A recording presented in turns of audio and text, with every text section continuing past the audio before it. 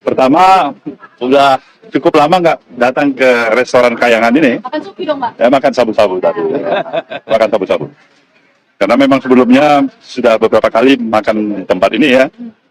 Rupanya kita kangen juga makanan tadi. Ya, kita makan. Pak Salim Segaf, ada Pak Saihu, ada Mas Imin, ada Pak Anies. Nah, kita kompak kita makan bersama ini hari. Oke? Hah? Banyak pembahasannya, tentu tidak hanya satu dua masalah. Termasuk Ya. dengan Pak Jokowi, Pak ST. Ada juga ditanya pada saya. Ada kita yang dibicarakan, Pak, poin-poin pentingnya. Hal yang ringan-ringan, Apa? ya hanya bahas masalah makan malam aja dan membicarakan bagaimana keadaan perkembangan situasi yang ada di tengah-tengah keseharian masyarakat kita. Tidak lebih daripada itu barangkali. Apakah ada ajakan bergabung, gitu, Pak? Tidak lagi di koalisi perubahan? Belum ada.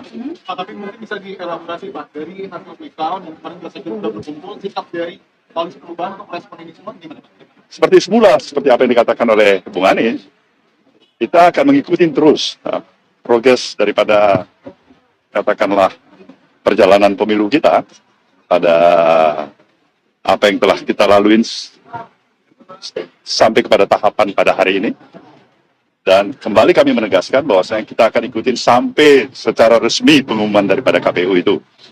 Kemudian tentu para partai-partai pengusung, apakah itu dari PKB, dari PKS maupun Nasdem, semuanya mengikuti, ya kan, progres yang berjalan dan sekaligus mengevaluasi. Nah, kalian sudah pasti tahu tanpa saya sebutkan, ini tidak pemilu yang berjalan mulus dan biasa-biasa saja lah. Itu pasti itu. Pak, bertemu dengan Bu Mega itu seperti apa, Pak? Apa itu? Apa memang ada rencana bertemu dengan Bu Mega?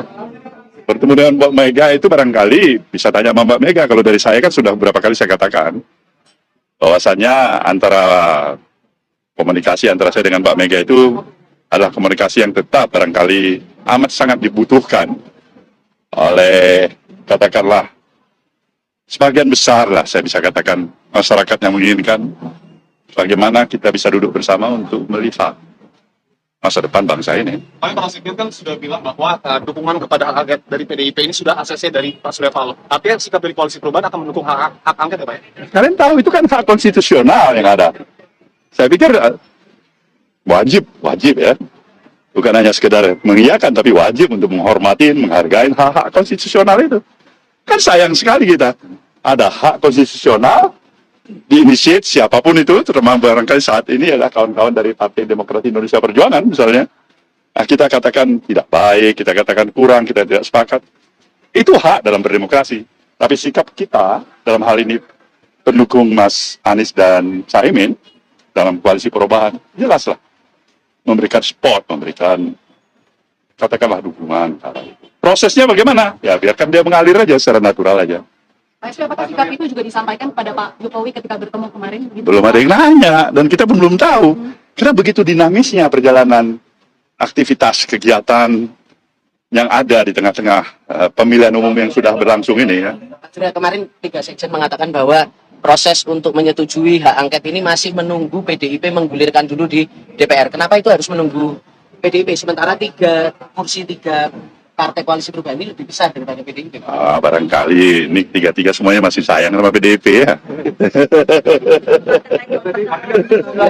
Nggak ada jarak kali. Kalau masih menunggu pasti itu. Kalau nggak kenapa untuk apa ditunggu itu? Enggak. Ketemu sama Bu Mega. Enggak juga. Terkait dengan pertemuan itu, Pak, rencana pertemuan itu udah ada rencana belum Pak bakal digelar Pak? Bagaimana? Terkait dengan rencana pertemuan dengan Bu Mega, apakah sudah ada pengen waktu gitu kapan akan digelar? Saya pikir mudah-mudahan tidak terlalu lama lagi. Mudah-mudahan ya. Barangkali apakah Mbak Mega sudah barangkali mempunyai waktu, pikiran, kondisi yang tepat, ya itu terserah Mbak Mega ya. Pak Surya Paloh, bahkan angket ini pertama kalinya bolanya dilempar oleh Mas Ganjar, bukan dari suara partai. Apakah nanti pertemuan dengan Ibu Mega? Saya kan katakan tadi, jangankan Mas Ganjar yang calon presiden, kamu sebagai reporter, sebagai jurnalis, menggagas itu hak konstitusional yang ada di negeri kita ini.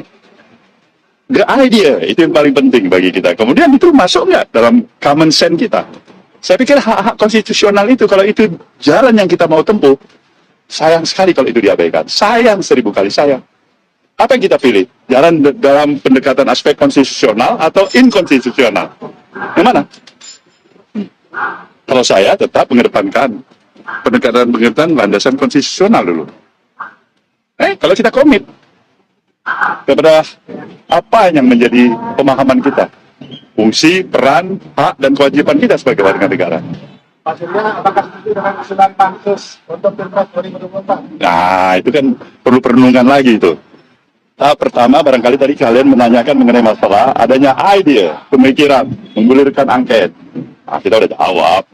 Itu bagus, itu hak konstitusional. Ya kan? Pak Surya kan selama ini punya hubungan yang cukup dekat dengan Pak Jokowi, Pak. Nah, kemarin ini kan kita tahu ada anggota baru ini, Pak, partai politik di kabinet Pak Jokowi. Itu kemarin dalam obrolan dengan Pak Surya, sebenarnya Pak Jokowi juga mention itu, Pak, bahwa Demokrat mau masuk ke kabinet itu. Pak Surya terinfo juga dari Pak Jokowi. Kemarin Pak Jokowi masih merahasiakan itu mas saya. Gimana saya mau jawabnya?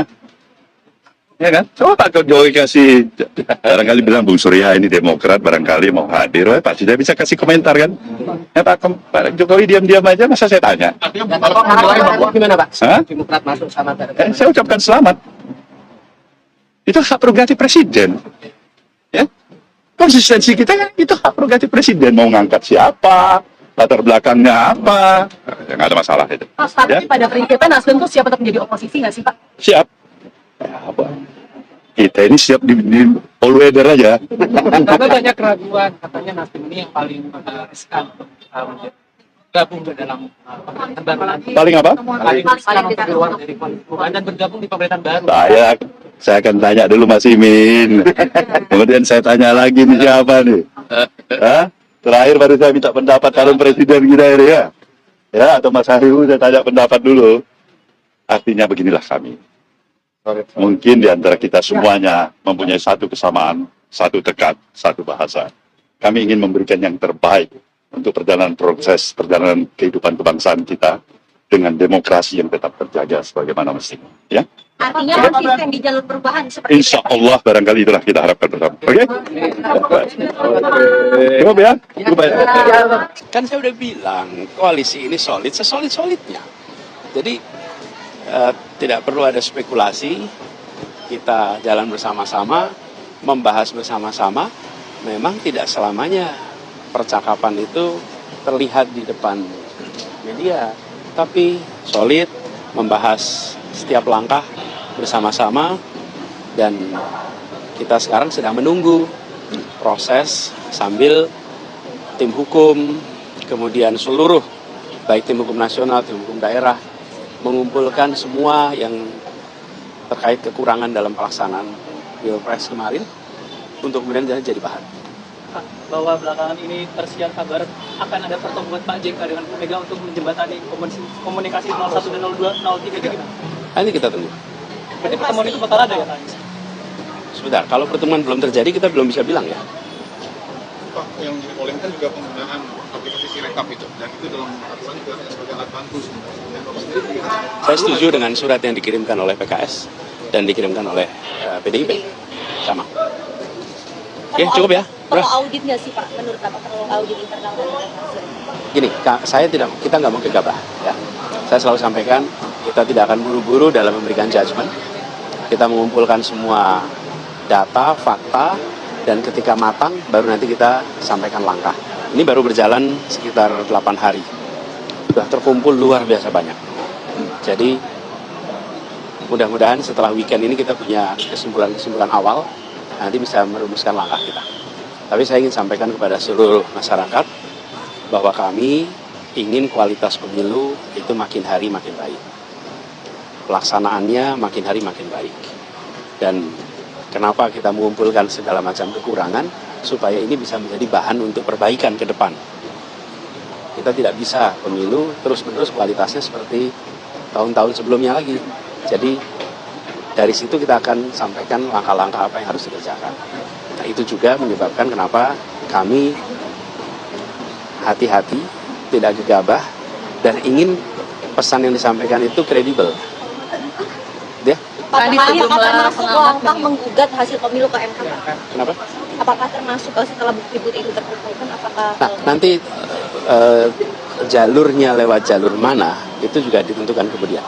Pada fase ini yang penting kumpulkan semua temuan, nanti baru ditentukan lewat jalur mana aja. Tapi juga akan ke MK ya Pak?